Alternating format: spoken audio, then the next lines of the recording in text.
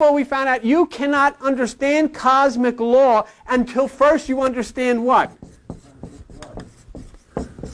Yourself.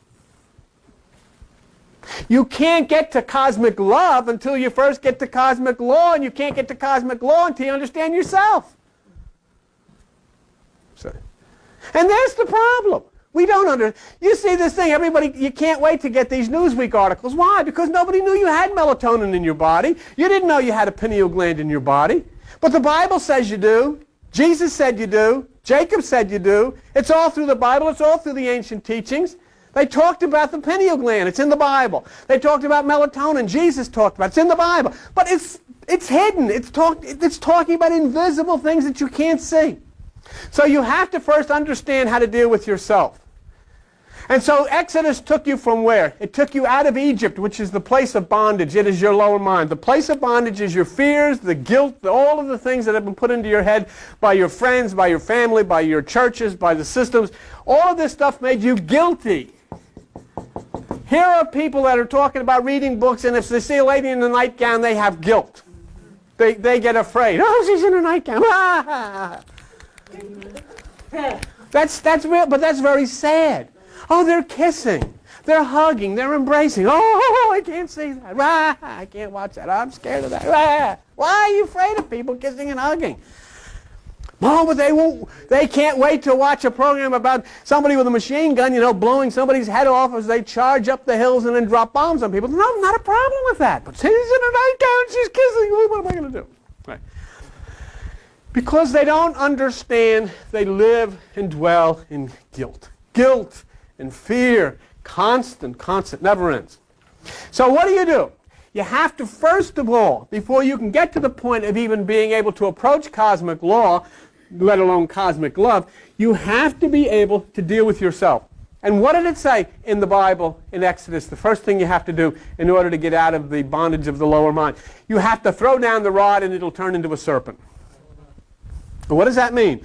It means the rod is your spine, and it means you have to no longer depend on yourself. And when you throw down dependence on yourself, that which is the serpent, the kundalini, the spirit will come alive within you, and you'll be able to flee the bondage of the lower mind region. What's the second thing you have to do in order to get out of the guilt of your mind? You have to stay in the house. You have to stay in your meditation, and then what will happen? All of this garbage will pass over. It'll pass over if you stay in the house. So when you're no longer depending on yourself, you're into meditation, the energy rises up within you, which is the serpent, which is the spirit. You stay in the house in meditation, that thing will pass over you, and you'll go out into the desert. And when you go out into the desert of meditation, the first thing that's going to happen is your emotions are going to start playing tricks on you. It's called the Red Sea. And when you get to that Red Sea, when your emotions are trying to drive you back to all of the problems that you had before, what's going to happen? You're going to look up and the sea's going to open and you're going to be able to cross the emotions and head towards the promised land. You're going to be able to overcome all of these things we talked about in Exodus. Exodus has nothing to do with 40,000 Jews trying to find a street in the desert for 40 years. It has nothing to do with that. That's silly. It is silly for grown people to sit with a book and say they wandered for 40 years. You can't wander for 40 years. You look for the street. Where is it? I don't know. For 40 years you're going to walk around. Never found it. I mean, even if you're so stupid that you don't know which direction it is, the sun rises in the east and sets in the west. Keep following that direction, you're going to come to something. But it's not talking about that. You wander within yourself. And the number 4 means the fourfold nature. You wander within yourself, looking and searching. And that's what this world has done. People have done. It is a zoo. It is disgusting. People are continuing to wander, and they drop bombs, and they murder, and they separate themselves from each other, and they condemn other people because they don't look like they do, or they don't act like they do, and everybody is separated into their little groups and churches, and they put stained glass on these windows so they can't see the mess that's outside, and they sing inside, but when they go home, it's the same thing. It hasn't changed. There's been no change. It's the violence. My God. You have all of this religion in this country. This is a Christian, Jewish Christian country, and it is a cesspool of drug addiction. Why? Why? Because nobody has ever listened to Jesus Christ. Nobody has ever listened to the Bible. It says, the kingdom is within you. And so here it says, you throw down your dependence on this one. You lift yourself up and you cross that which is the Red Sea. And then we get out to the desert and we get to the point of Marah. Now let me show you something interesting here. And this is the point of everything. There are 4 or 5 stages of consciousness in the human mind in Greek. The first is earth. The second is water. The third is air. The fourth is fire. And everything is based on this. Everything is based on this. Life is based on this. Your existence is based on this. If you take grass seed and you put it in the earth, you put water on it, it comes up into the air. It is touched by the sun, the fire, and you have new life. When Moses was a little kid, they took him. They put him in a little basket in the water. He was taken out of the water, and he found his way to the mountaintop, which is the air. And on the mountaintop, he touched the burning bush, which is the fire, and he became a new person. Everything is that. Everything is that. Baptism. You take your head, you put it in the water, you come up into the air, you're touched by the Spirit, which is the fire, and you have a new mind. But you can't do it by touching real water. All it does is wet your head. You have to take your mind, you put it into the second stage of consciousness in your meditation. You will rise up into the third stage of consciousness, which is air. That's why it says in the Bible, we will rise to meet Jesus in the air. And then you will be touched by the fire, the renewed mind. Everything is like that. Okay? Now, when they come out of Egypt, it is the earth. You come to the Red Sea, which is the water, and Marah. Then you come to that next stage. What happened? They ate quail at night. Where did the birds fly? Through the air. What did they get in the morning? Manna. Where did the bread come? Out of the air. And in 2 weeks, you will conclude this particular baptism, which Exodus is, when you get to the fire mountain. Everything is this. Everything is that. And so this is, the description here is trying to take this, look. What I say to so many people is absolutely outrageous because they can't deal with it. Their minds won't print what I say. Their minds won't print what comes out of the Bible. Their minds they're not capable. Do you see those calendars I made up in the back there? I was up till 3 o'clock in the morning with the computer.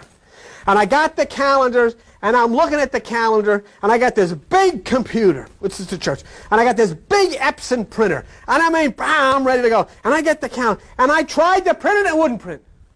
And I tried to print it, and it wouldn't print, and it wouldn't print, and it wouldn't print, and it wouldn't. And I kept looking at the printer, and the printer said, buffer page is full. What is buffer page? Jimmy, buffer? How do I got buffer? And you get freaky at 2:30 in the morning when the thing won't print. You know what you say, I will never leave this room until it prints. But it wouldn't print. It wouldn't print. And it wouldn't print, and I couldn't print the stupid calendar. And finally I did the unpardonable sin. I went to the book. And I opened the book, and I said, book. You know what the book said? If you get a sign that says buffer page is full, it means that your printer does not have enough memory to do the job that you're trying to get it to do. So I looked down the other end of the room where my business office is, and I got this little laptop computer that you can put in your, you can put it in your briefcase, little thing. And I got a little printer, a quarter of the size of the big printer. I said, I wonder, am I going to screw everything up? And then I took the program and I loaded it into this little laptop. And then I got to the time, and I pressed the button print, and I watched. Bzz, bzz, bzz, bzz, bzz, bzz, bzz, bzz, bzz, bzz, bzz. One had the memory, even though it didn't look like it would be able to do it, and the big fancy looking one couldn't do it. Couldn't do it? Do you see? What I'm saying to you is, moving from Exodus to this point of the mountain of the law is for what? It's for, what I have to do with the big computer? I have to take that big printer up to this place in Tom's River, and the guy has to put a new card in there. And then when he puts the new card in there, he has to put these new chips in there so it will have enough memory so that it can then print what it's being told. Do you know what he had me try? When you go into meditation all this time, you know what you're doing? You're taking this computer to have new cards and new chips put in so that then you'll be able to print out what's coming from up there.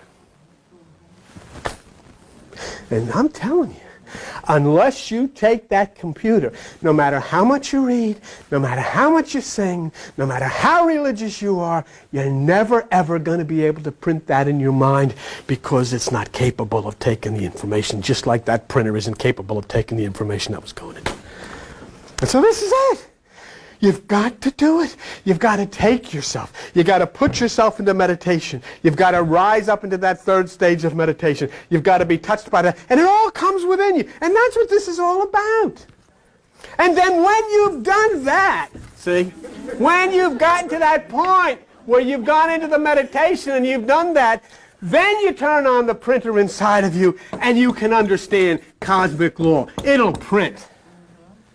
But it will not print until you first take the computer that's sitting on your head between your ears and have it renewed and have it changed and have a new board put in. And it doesn't make it because you can't deal with this.